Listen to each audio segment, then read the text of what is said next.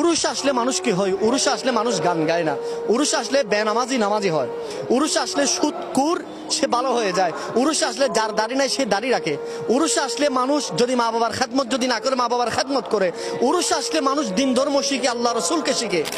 কারি সৈয়দ তৈয়ব শাহ রহমতুল্লাহ আজকের এই উরুষ, লক্ষ মানুষ আছে, এক একটা গানের শব্দ নাই, লক্ষ মানুষ নামাজ কজা নাই, লক্ষ মানুষ দাড়িবিহীন নাই। এখানে সুন্নতি তরিকা দেখলে বোঝা যায় ওলিয়া উলিয়ারা আমাদেরকে যে দিন দিয়ে গেছেন সুন্নিয়ত, সেখানে এটা লালন করছেন। সুবহানাল্লাহ। সৈয়দ তৈয়ব শাহ রহমতুল্লাহ বার্ষিক উরুস শরীফ, এই উরুস শরীফটা কি বর্তমান উরুস পরিচালনা কমিটির জন্য কি আসলে কি মডেল? আসসালামু আলাইকুম রহমতুল্লাহ বারকাত। আপনাকে অসংখ্য ধন্যবাদ, বিশেষ করে যারা শুনবে তাদেরকে আমরা ধন্যবাদ মোবারকবাদ জানাতে চাই। এই মুহূর্তে আমরা আছি বিশ্বের সর্ববৃহৎ দ্বীনি আদারা জামিয়া আহমদিয়া সুন্নিয়া আলিয়ার ময়দানে আছি। এখানে আজকে উরুস মোবারক হচ্ছে হুজুর কেবলা গৌসে জামান সৈয়দ সনদি হাফেজ কারি তৈয়ব শাহ রাদিয়াল্লাহু তাআলা আনহু। এখান থেকে একটা মেসেজ সারা বিশ্বব্যাপী আমরা দেখি যে শাহ আলীর বগদাদির মাজারে রিসেন্টলি হামলা করা হয়েছে।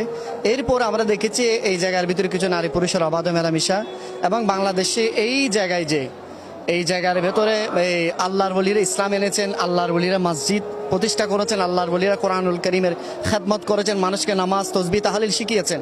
কিন্তু দিন শেষে আজকের 26 সালে আমরা দেখছি কিছু ব্যক্তিরা মাজারওয়ালা বা আমাদেরকে ভণ্ড ট্যাগ দেয়।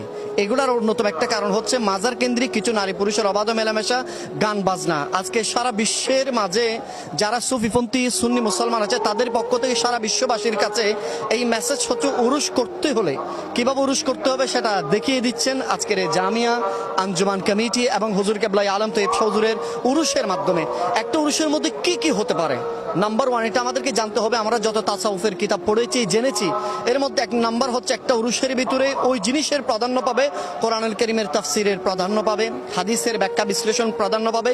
এখানের যে মানুষগুলো আসবে তারা জানবে দিন সম্পর্কে, তারা জানবে ইসলাম সম্পর্কে, তারা জানবে রাসূলুল্লাহর আদর্শ সম্পর্কে, যে আদর্শ সম্পর্কে আল্লাহর কোরআন বলছেন লাকাদ কানা লাকুম ফি রাসূলিল্লাহি উসওয়াতুন হাসানাহ। আজকে জামিয়ায় দেখেন আপনি বাদ জুহুর থেকে বয়ান শুরু হয়েছে, বাদে ফজর থেকে কোরআন শরীফের খতম হয়েছে, খতমে বুখারী হয়েছে, মজমুআয়ে সালাত রাসূল হয়েছে, এবং ধারাবাহিক যুগশ্রেষ্ঠ যারা মুফতি মুহাদ্দিস তারা কোরআনুল কারীমের তাফসীর করছেন, হাদিসের নির্যাস।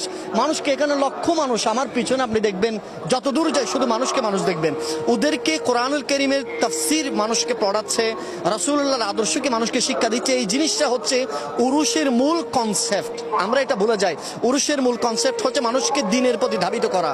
উরুসের মূল কনসেপ্ট কখনো নারী পুরুষের হতে পারে না। উরুসের মূল কনসেপ্ট কখনো অবাধ মেলামেশা হতে পারে না। দ্যাটস ওয়াই এই জিনিসটা আমাদের মাথায় রাখতে হবে। আজকের আপনার চ্যানেলের মাধ্যমে এটা আমরা বলি, উরুস মানে হচ্ছে মানুষকে দিন শেখানো, উরুস মানে হচ্ছে মানুষকে খাওয়ানো।